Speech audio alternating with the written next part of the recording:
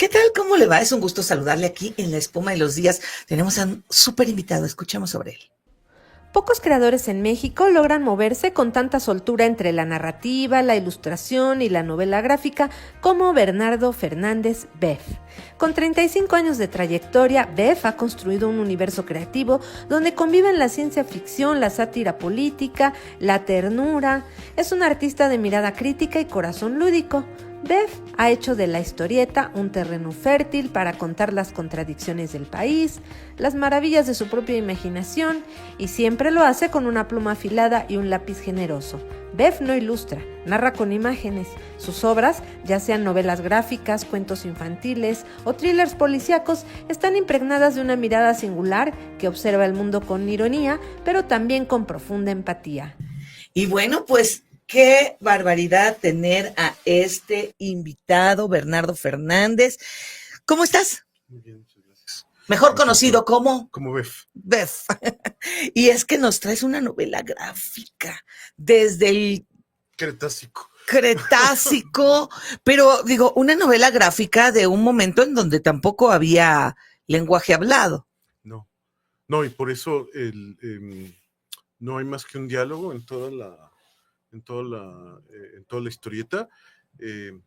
Rex Regum, que significa Rey de Reyes en latín, es el ciclo biológico de un tiranosaurio Rex en todo el territorio mexicano, porque hubo tiranosaurios Rex en México, desde que sale del huevo hasta que llega el famoso meteorito en las costas enfrente de las costas de Yucatán. Enfrente de Chicxulub. Uh-huh. ¿Qué es lo que te llevó a elegir? En primera, la novela gráfica, y en segundo, esta historia. Soy un enamorado de los cómics de toda la vida. O sea, yo desde mi primera conciencia dibujaba. Bueno, todos los niños dibujan, pero yo desde la primera conciencia dije, quiero ser dibujante profesional. Con el tiempo tengo una carrera paralela de escritor, lo que me hace pensar que la vocación es la de narrador, de contar historias. Entonces, siempre digo que soy muy afortunado porque a veces escribo, a veces dibujo, y cuando tengo mejor suerte las combino haciendo historieta. Pero mi gran amor son los cómics, mi primera vocación y mi gran amor. ¿Eres fan de cuál? Pues tengo una relación amor-odio con Batman desde niño. Yo no me tocó la serie de Batman de Adam West cuando se estrenó, porque yo nací mucho después, pero seguía pasando en la televisión, entonces yo estaba enamorado del Batman de Adam West. De adolescente leí mucho Batman. Yo a veces siento que es un personaje como que tiene, en historieta tiene momentos maravillosos y momentos patéticos. Muy oscuros. Ajá, no tanto oscuros, me parece que es un personaje como es el que sostiene la editorial, lo han hecho, o sea, todas las variantes posibles, algunas muy poco dignas para la importancia del personaje. De adolescente fui gran lector de superhéroes. Batman me gustaba mucho, los Cuatro Fantásticos en Marvel. Hace poco dibujé un episodio de 10 páginas para Superman, que fue una cosa como muy bonita. Pero mi gran amor eran las historietas infantiles, Mortadelo y Filemón, Asterix, Tintín. Lo primero que me llamó la atención al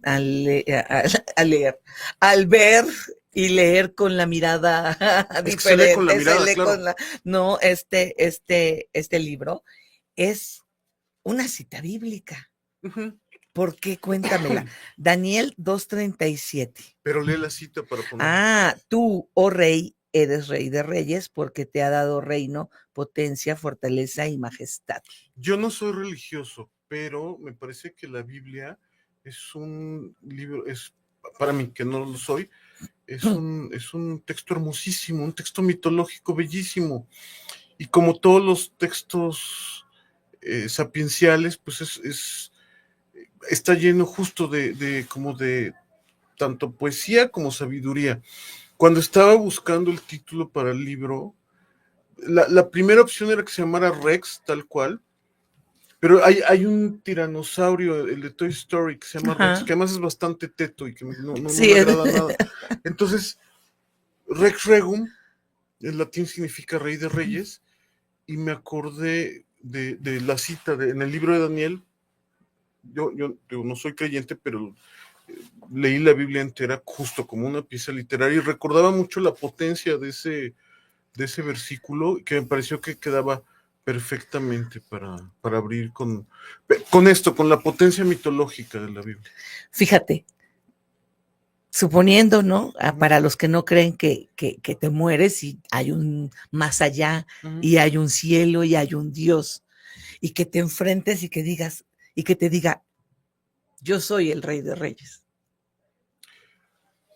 No lo sé, yo no creo que suceda eso. Bueno, pues estamos hablando hipotéticamente, bueno, como, a ver, como si en la hiciéramos no... un ejercicio de imaginación, yo me imagino que Dios tendría cara de tiranosaurio Rex. No me digas. Sí. Bueno, sí, pero a veces como el de Toy Story, para mí.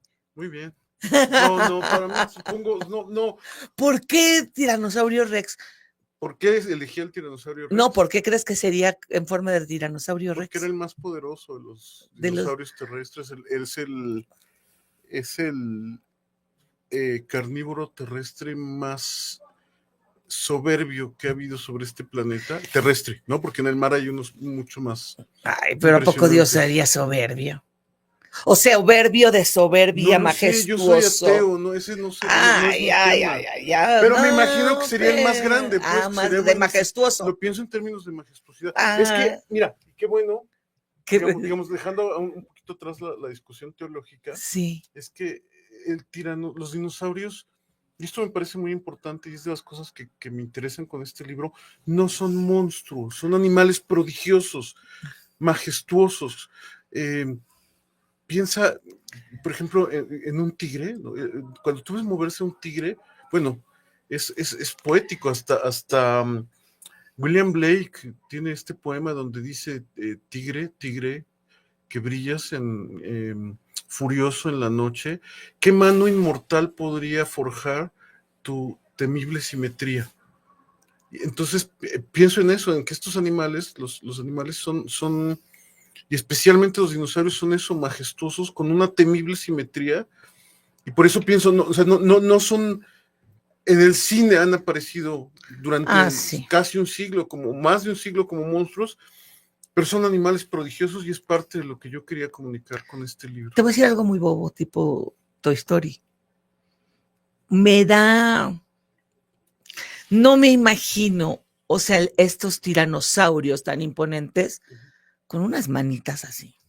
Es un misterio evolutivo, porque estos animales tenían estas manos tan pequeñas. Sin embargo, podían cargar hasta 125 kilos con las dos manitas cuando lograban asir algo. Si te parecen ridículas las manitas del tiranosaurio, busca el Carnotaurus.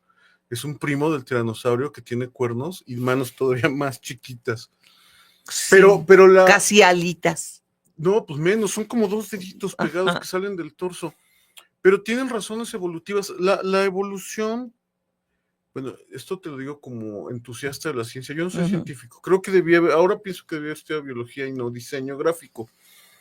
Pero la evolución suele tomar los caminos como más eficientes para solucionar problemas específicos. Entonces, cuando una adaptación evolutiva no funciona, las especies desaparecen. Entonces, estas manitas, por patéticas que nos resulten, deben haber sido muy eficientes porque ellos duraron varios millones de años encabezando la pirámide evolutiva del Cretácico tardío.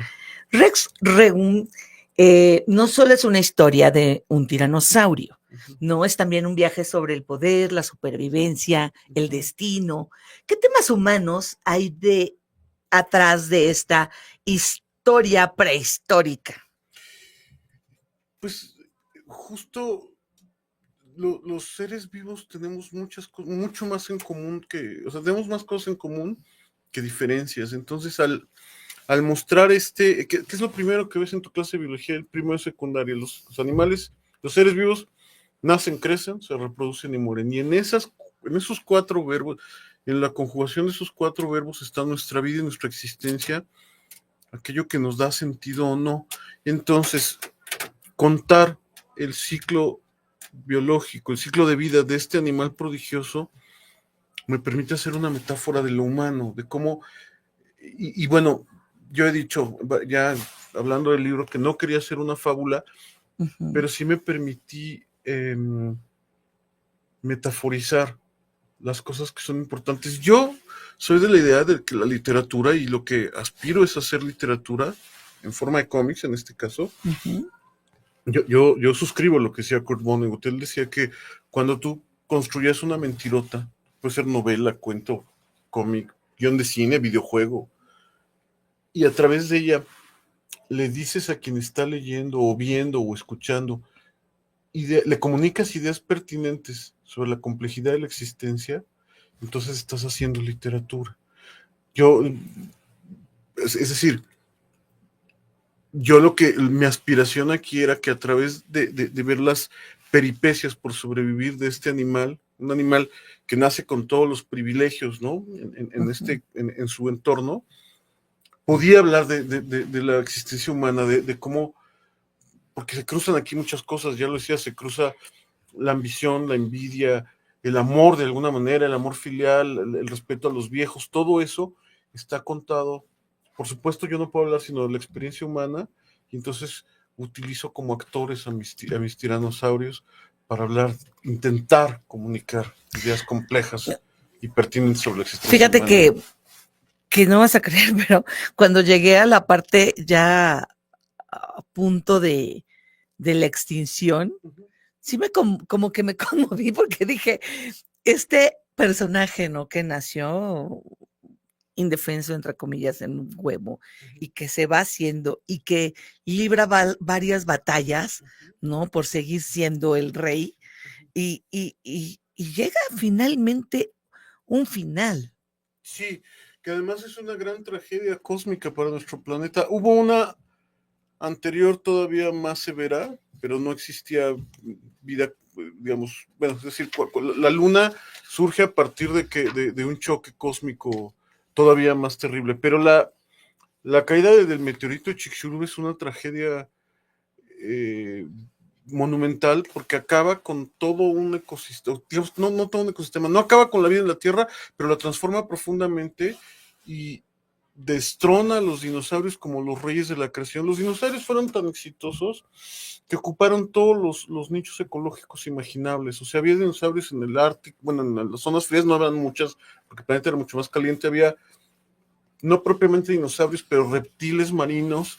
Había otras, que los pterosaurios, que tampoco son propiamente dinosaurios, los que volaban, los que los conocemos como El Quetzalcóatl. Aquí aparece el Quetzalcóatl, pero genéricamente les llamamos, ay, se me fue el nombre, Terano, se me fue el nombre común, sí, pterodáctilos. pterodáctilos. Ajá. O sea, ocuparon todos los nichos, había dinosaurios del tamaño de una gallina, hasta estos, el T-Rex medía 12 metros, que es lo que mide un autobús escolar.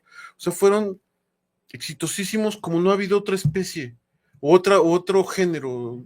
Ahí espero no estar utilizando mal los términos, te digo que no soy científico, pero no ha habido otro tipo de animales que han sido tan exitosos durante tantos millones de años. ¿Te interesaba más explorar la majestuosidad del T-Rex o su vulnerabilidad como criatura viva? Yo creo que son dos caras de una misma moneda, que no hay, o sea, no hay líder, monarca, rey, cabecilla del grupo de amigos de la cuadra que no tenga un lado vulnerable, que además suele ser, o sea, yo creo que entre más fuertes, más es como espectacular sea el personaje, las vulnerabilidades deben ser mucho más grandes. Entonces, yo quería explorar, hacer una exploración del poder también, y cómo el poder tiene un lado vulnerable, pues eso, ¿no? Como no siempre expuesto, pero que siempre está ahí. O sea, no hay ser poder, el líder más poderoso que puedas pensar en la historia. Pienso en Gengis Khan o Alejandro Magno, eran también seres vulnerables, seguramente lo tenían muy escondido, pero sí me interesaba esa dualidad en esta exploración del poder utilizando al T-Rex como metáfora. Fíjate, viene la destrucción, ¿no? Aquí dice la destrucción de todas las cosas y en esta parte, pues prácticamente final, ¿no? De la obra, es una obra artística, ¿no? Quiero pensar que sí. Sí, qué barbaridad, ¿no? Hacer todo esto. ¿Cómo decides narrar el final desde la destrucción o la trascendencia? Hay una destrucción, o sea, el mundo del Cretácico quedó arrasado. Es muy probable que todo lo que sepamos sea apenas una sombra de lo que realmente fue la Tierra en ese momento, pero justo en esas desapariciones que trascienden. O sea, ponte a pensar, los geólogos sugieren que para que uno pueda, para que podamos dimensionar la cantidad de tiempo que transcurre, pienses que en cada 1.000.000 de años como un año. Entonces, los dinosaurios desaparecieron hace 70 millones de años. Entonces, pensemos en 1955, ¿no? Hace 70 años. Es otro, ¿no? El hecho de que algo de 1955 sea vigente, y trascienda, pues es muy significativo. Entonces, ahora, proyectado a millones de años, pues nos habla de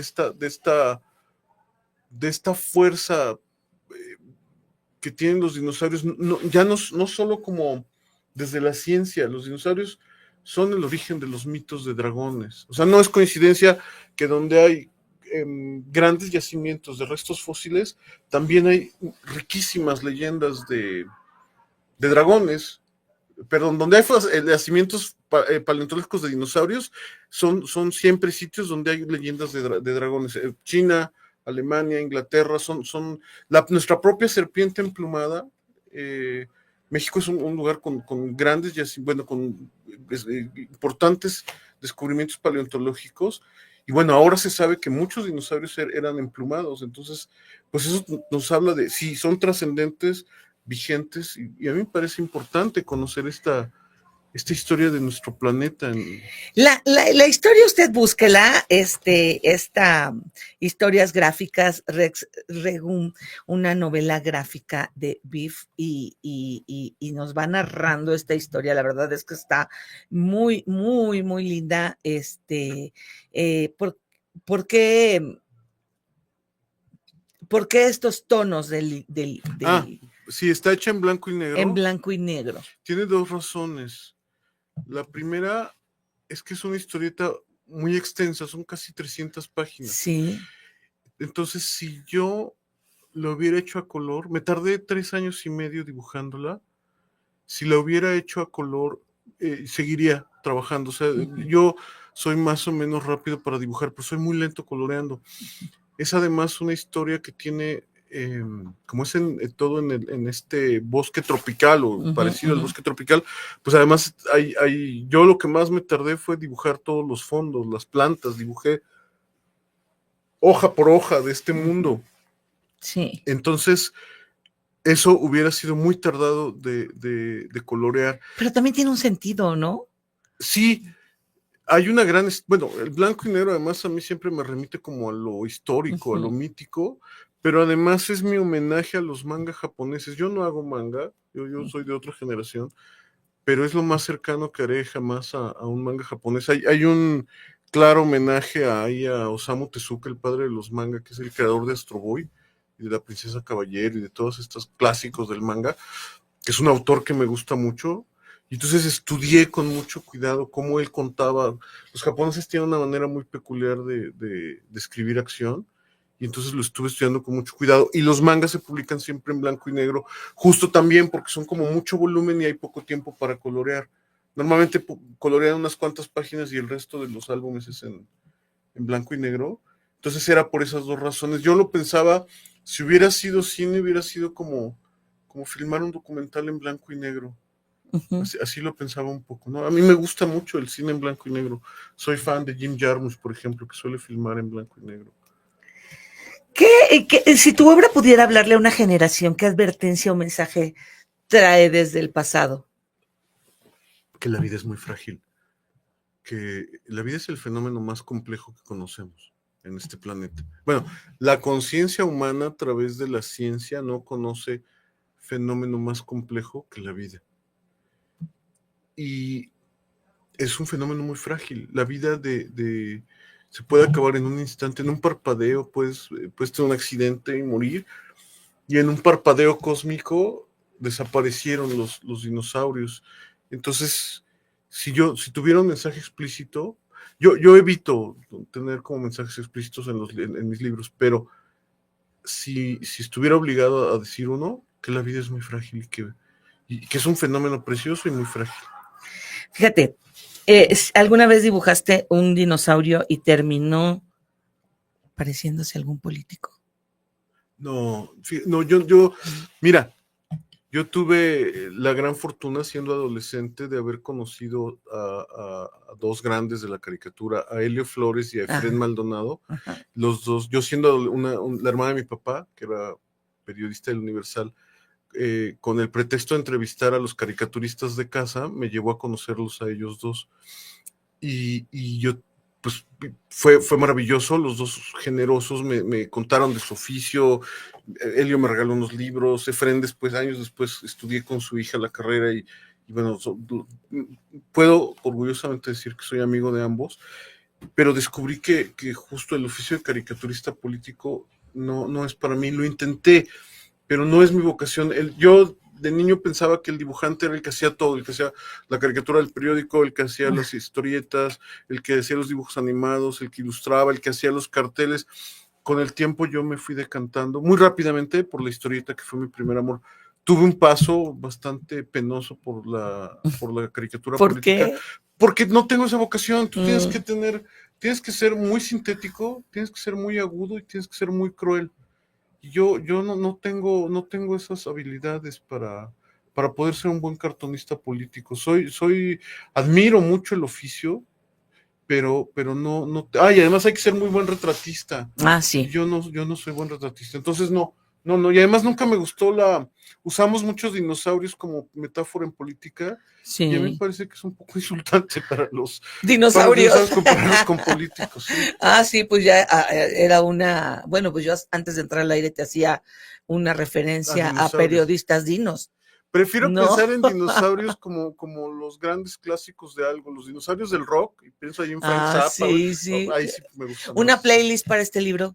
Hay una playlist, y sabes que no, he estado prometiendo publicarla en mis redes sociales. Lo voy a hacer.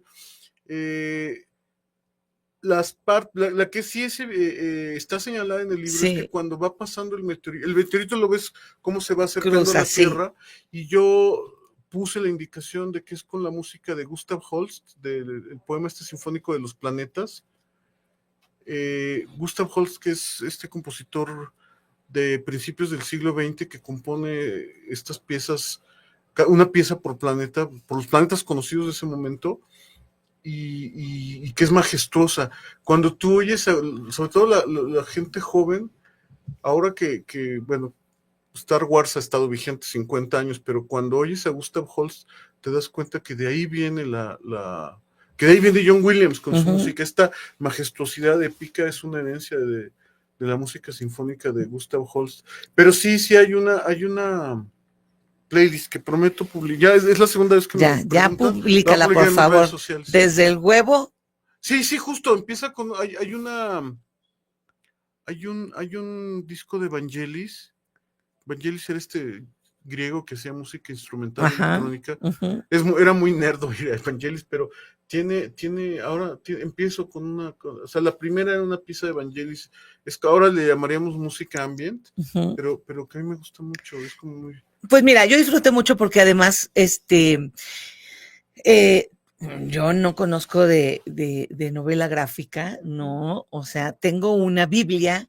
La de Crumb. Una novela gráfica de la Biblia, no sé, la verdad no sé de cuál. Robert Crumb, que es uno de los grandes héroes, de mis héroes en el mundo del cómic, es un personaje muy controversial porque tiene un humor que se le ha escuchado de misógino, pero él emprendió y es el que seguramente tienes, que hizo todo el libro del Génesis en historieta. Ah, Y no, un este libro es bellísimo. una, ¿Esta es toda la esta Biblia es toda entera? la Biblia. Ah, no, Es esta otra. la Robert Y bueno, esa la tengo y bueno, sin duda alguna, mi hijo va a disfrutar esto porque con él estoy aprendiendo que no nada más son los dinosaurios, sino que sí está el tiranosaurio Rex, que sí está el Triceratops, que sí está, o sea, y él me va diciendo todo y en qué lugar nacieron y en dónde se extinguieron y bueno, Pero me pues, gustaría resaltar algo importante que a ver, dijiste. No hago historieta pensando en un público sí, especializado. ¿no? Me parece, lo digo mitad en serio, mitad en Sí. broma, que yo hago historieta para la gente como tú que no suele leer historieta. Y Ah, ese es pues yo el me público que encantó. me interesa. Te lo A agradezco mí me mucho. encantó. Ya me hiciste Así el es día. que muchísimas gracias y bueno, pues quédese aquí en